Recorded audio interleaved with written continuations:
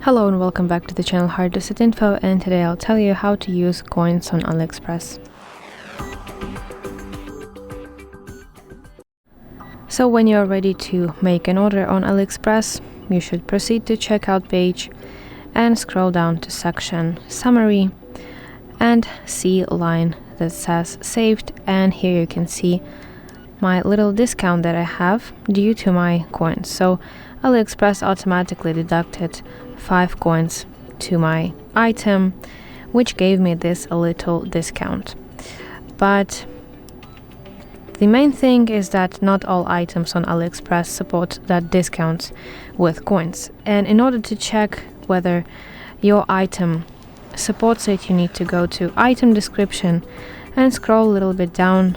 And if you see here this gray line that says extra % off with coins, then congratulations, you can use your coins to get a discount for this specific item.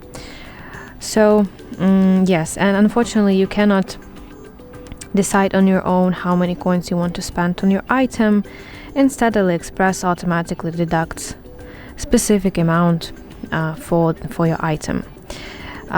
Yes, and coins can only reduce the price partially, and the remaining balance must be paid with another payment method, for example your card.